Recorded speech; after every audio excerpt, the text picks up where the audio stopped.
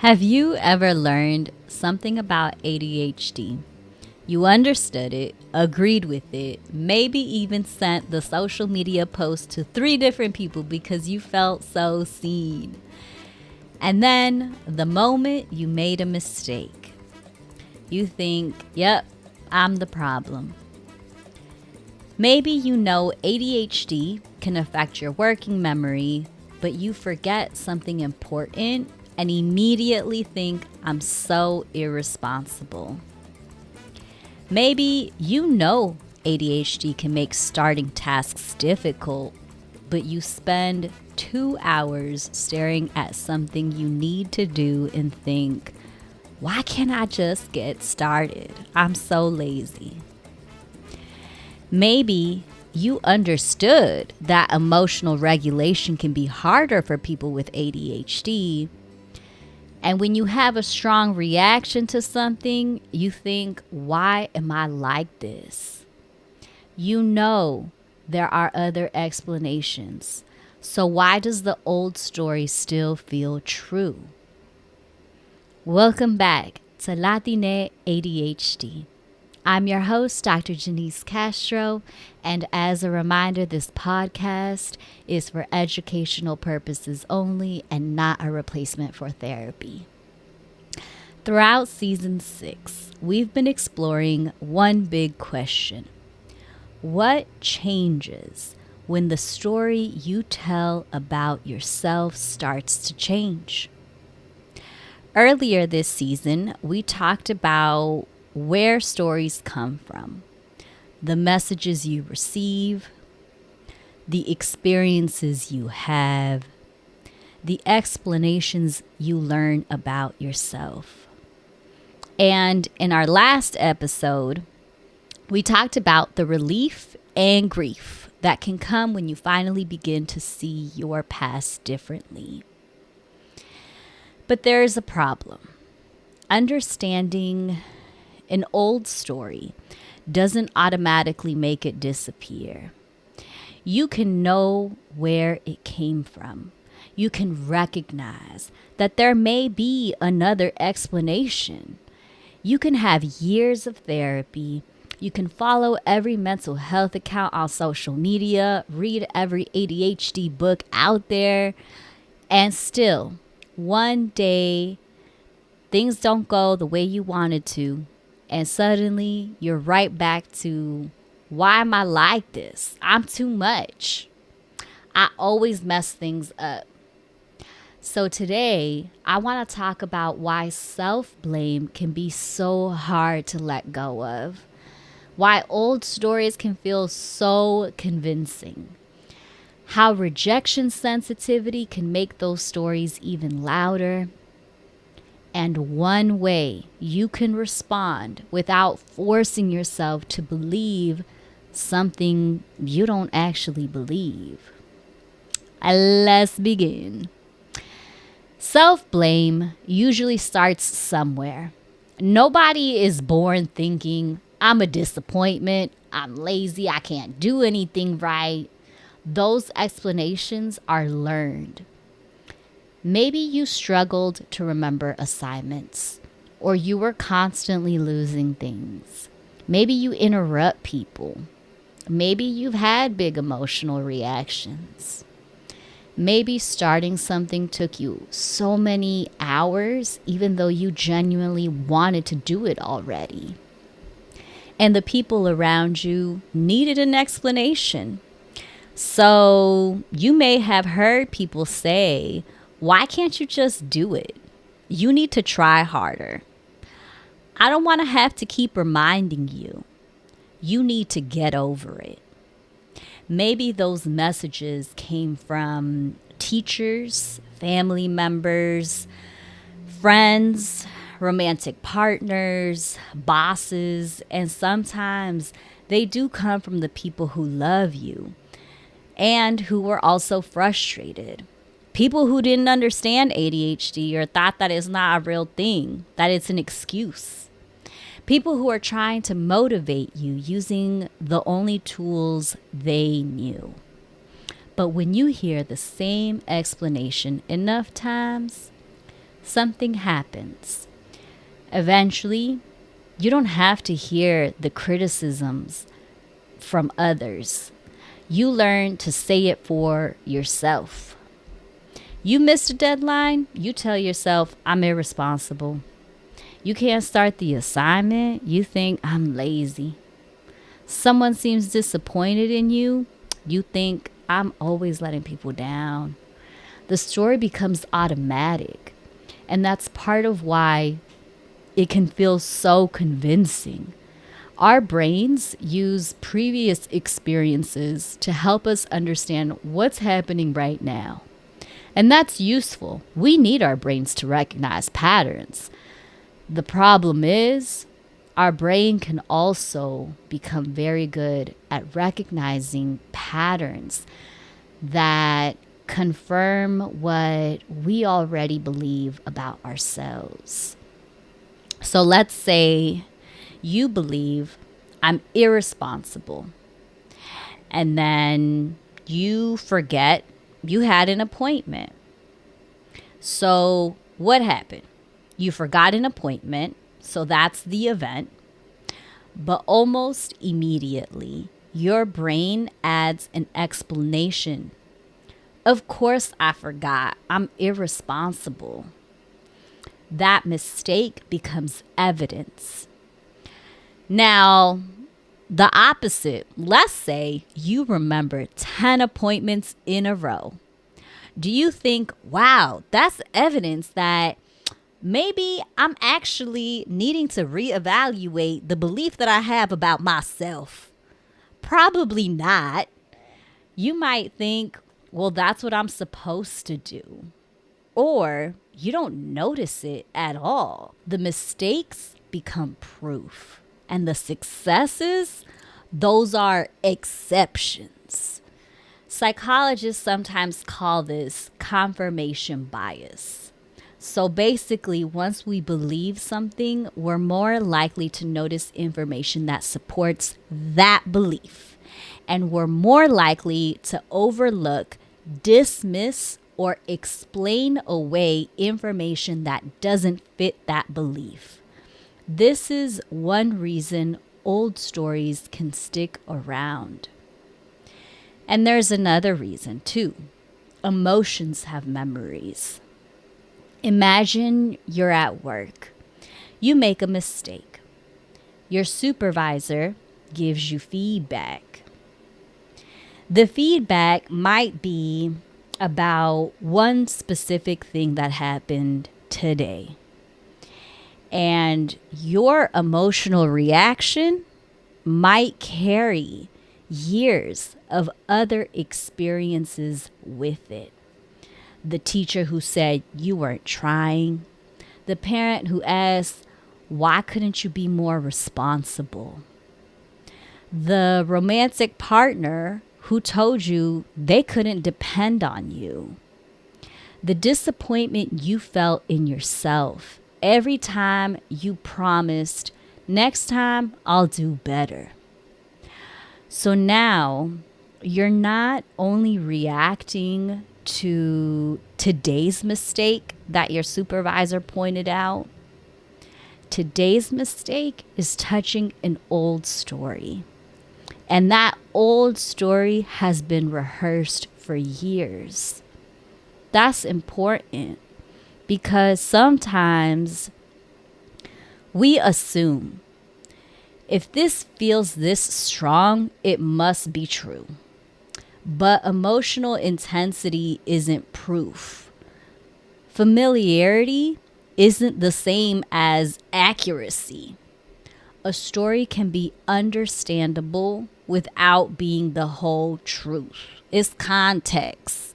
And for some people with ADHD, rejection sensitivity can make these moments even more intense.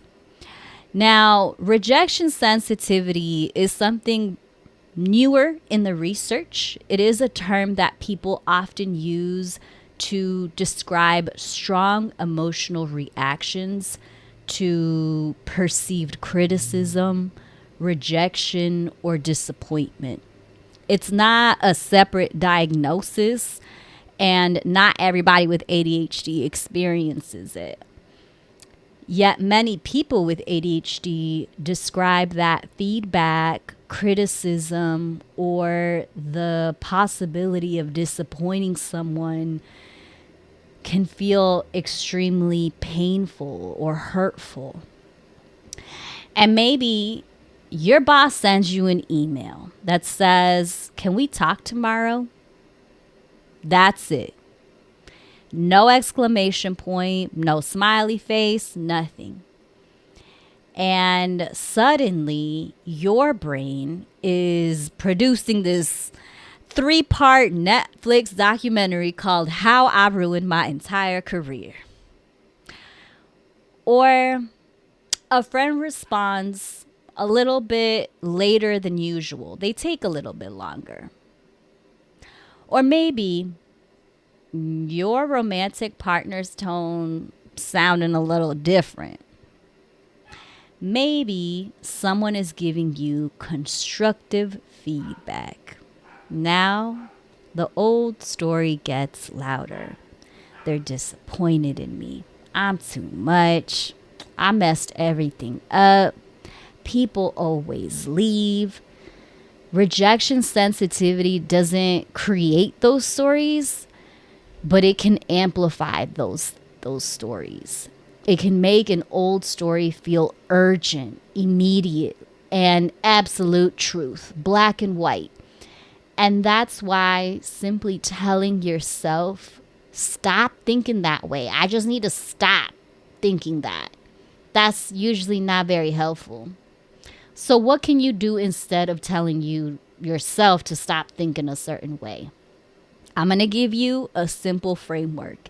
It's called ACE, A-C-E. A for acceptance, C for compassion, and E for exploration.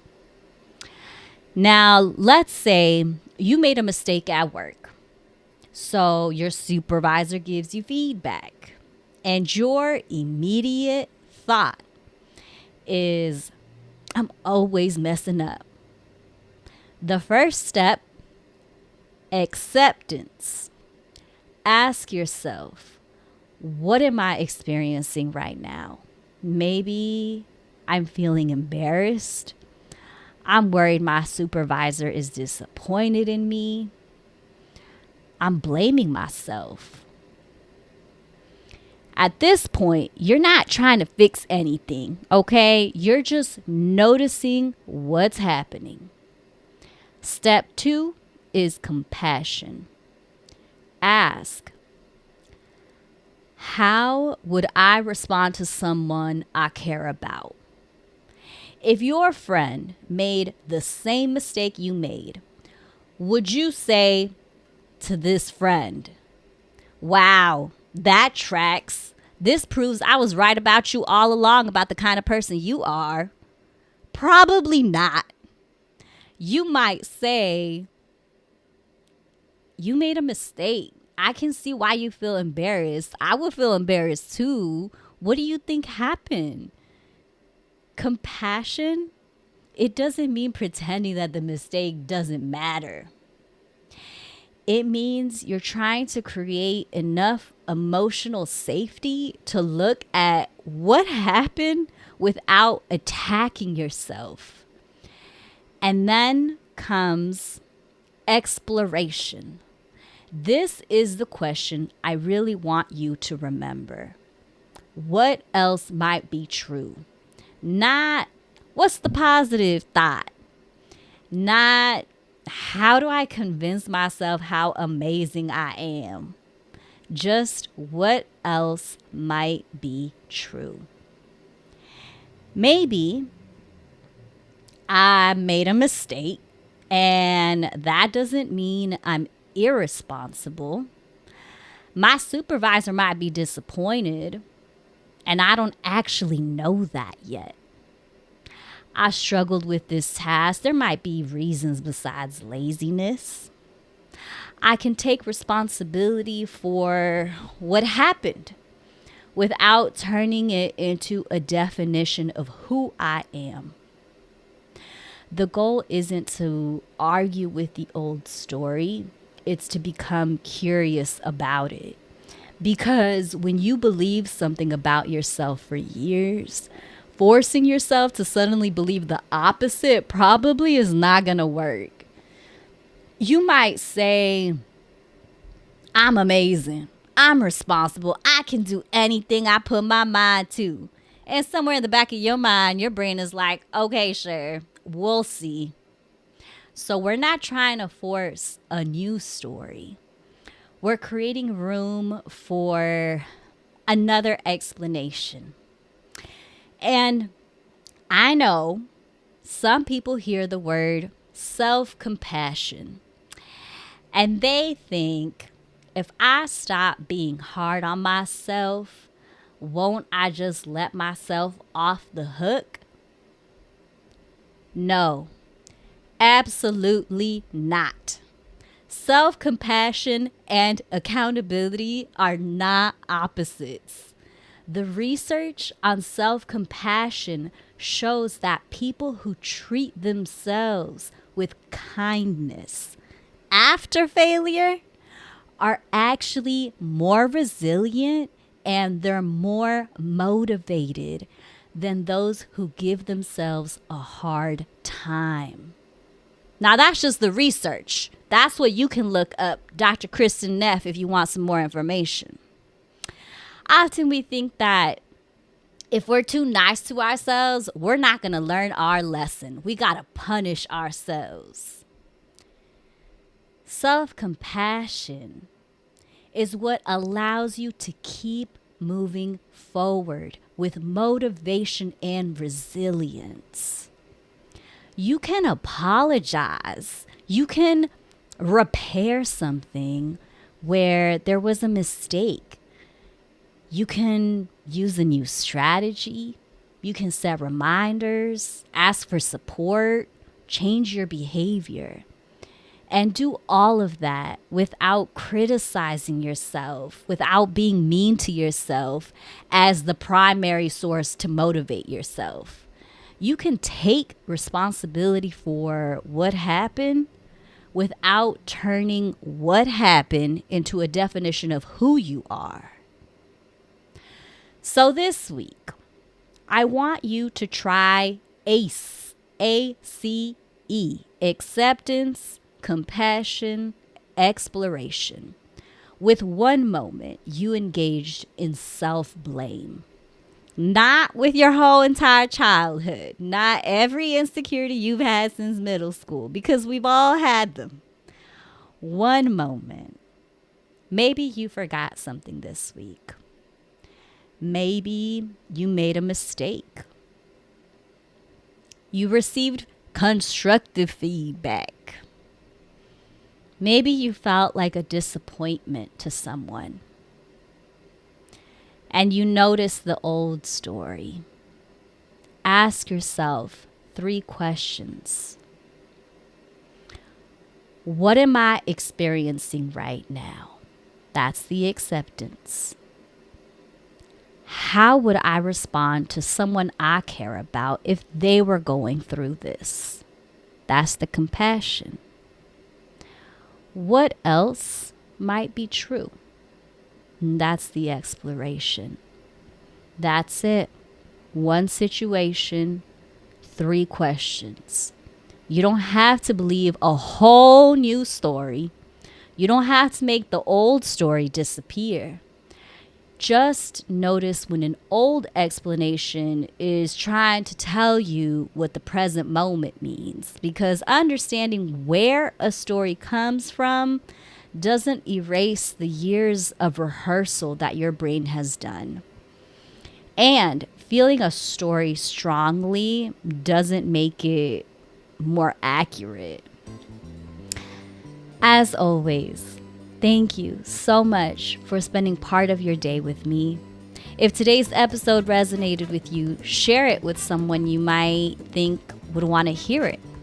And remember, a story can feel true without being the whole truth. Hasta la próxima.